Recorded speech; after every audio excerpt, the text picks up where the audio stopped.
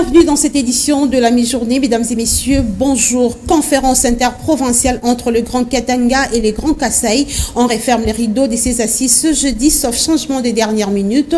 Le chef de l'État, Félix Antoine Tshisekedi Tshilombo, séjourne depuis hier soir à Lubumbashi, au Haut-Katanga, pour clôturer cette conférence. Reportage.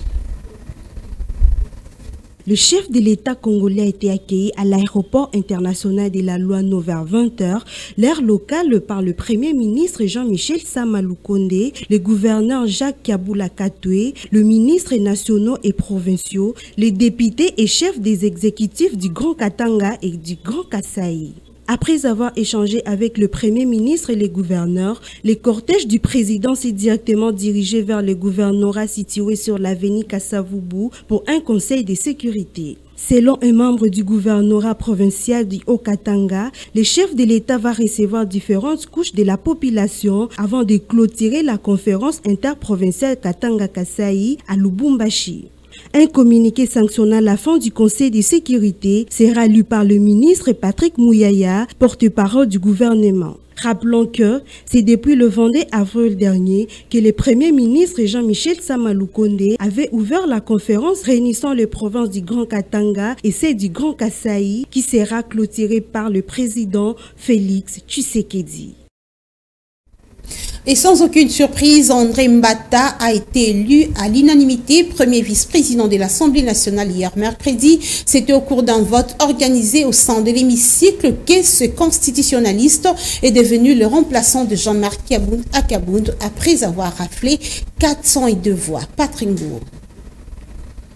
On le savait déjà, candidat unique. Il était évident que André Mbata soit le désormais nouveau premier vice-président de la Chambre basse du Parlement. La formalité d'usage voulait qu'il soit soumis à l'exercice de campagne électorale qui a abouti au vote auquel ont pris part 446 députés nationaux. Peu avant ce vote, ce membre du parti présidentiel l'UDPS Tshisekedi était face à ses collègues. Ce constitutionnaliste a promis d'être au service de la majorité comme de l'opposition parlementaire. Avec un ton rassurant, André Mbata a pris l'engagement de faire aboutir les initiatives parlementaires avant de promettre l'émission aux députés à l'extérieur du pays. Pour lui, la diplomatie parlementaire sera renforcée. L'Assemblée nationale, dit-il, devra être désormais représenté dans tous les forums internationaux et bilatéraux. Au cours de cette plénière consacrée au vote, l'on a noté la présence remarquable des députés nationaux membres du Front commun pour le Congo, dont Jeanine Mabunda, qui a vu la salle faire assez de bruit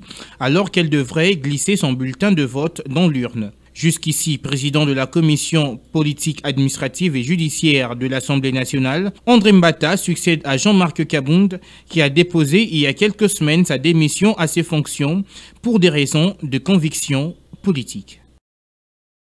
On va parler santé, recrudescence de l'épidémie d'Ebola avec déjà à son actif 2 décès dans la ville d'Mbandaka en Équateur.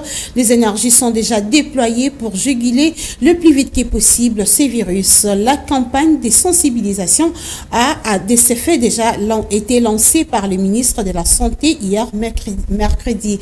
Vous aurez plus de détails dans notre édition de 19h30.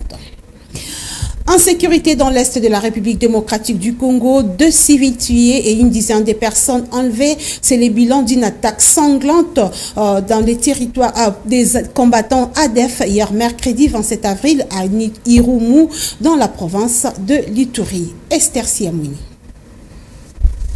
L'espoir de vivre devient incertain dans certaines zones de l'est du pays. Les attaques et massacres se multiplient.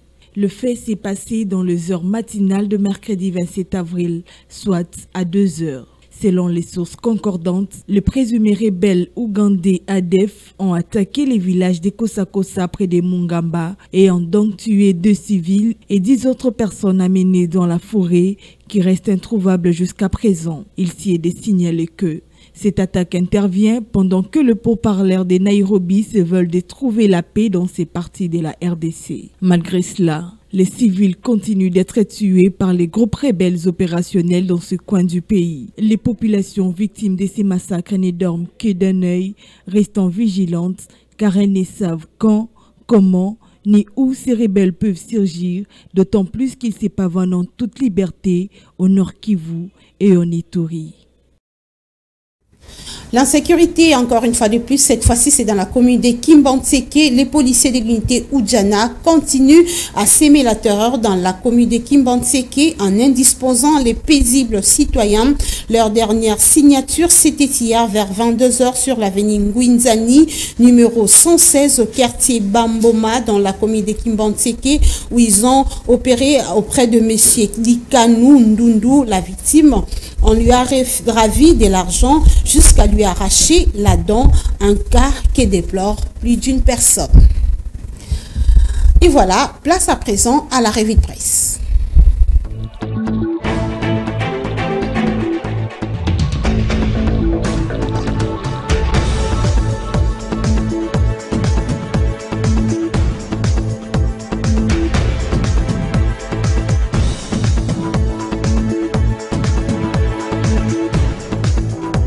C'est l'heure de la revue de presse. Je reçois Ruth Dinonzé. Bonjour Ruth. Ruth, l'avenir nous dit cohabitation Grand Katanga, Grand Kasaï, les discours des Fachi très attendus. Qu'en est-il? Vraiment, Fifi Kalumbwe, le président Félix Tshisekedi est arrivé hier à Lubumbashi pour procéder à la clôture des assises de la conférence interprovinciale entre le Grand Katanga et le Grand Kasaï sur la cohabitation pacifique.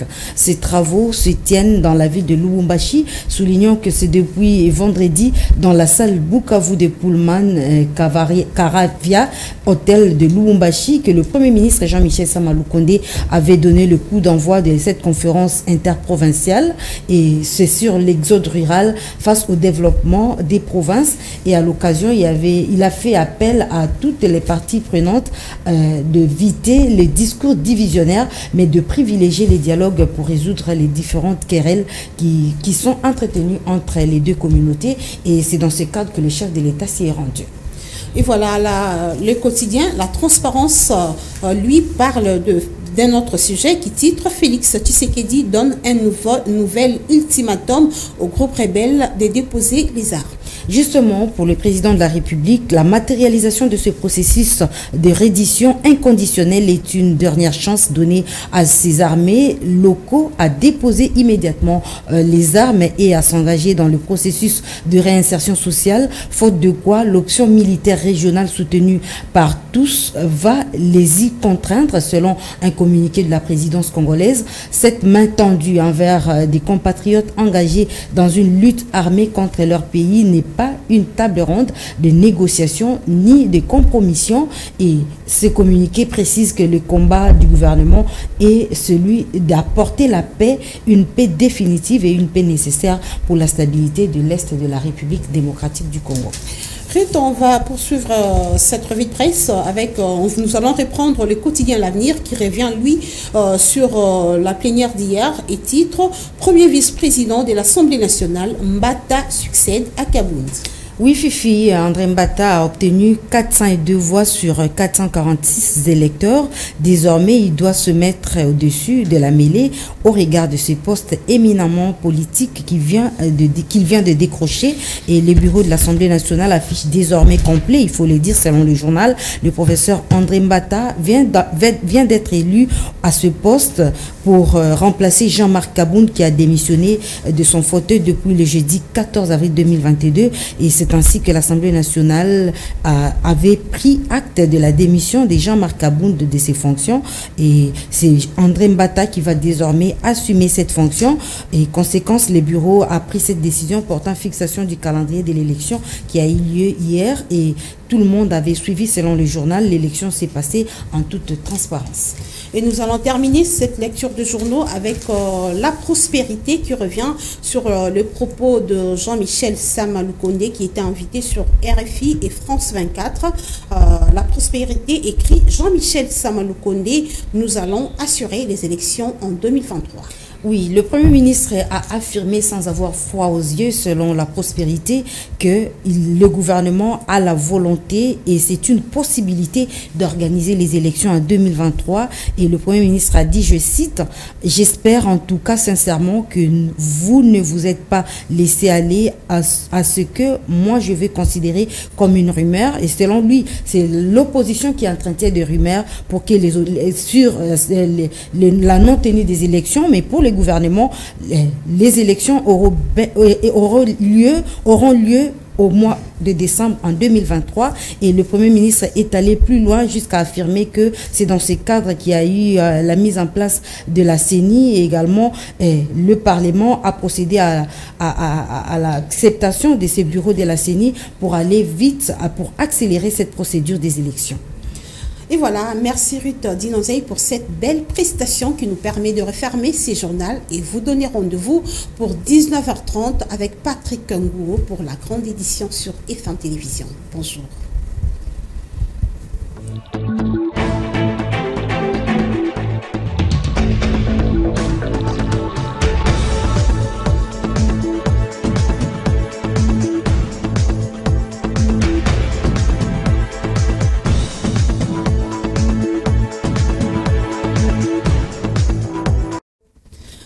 Et voilà, c'est la fin de cette édition de la mi-journée. Retrouvez les soirs Patrick Ngouo pour la grande édition sur F1 Télévision.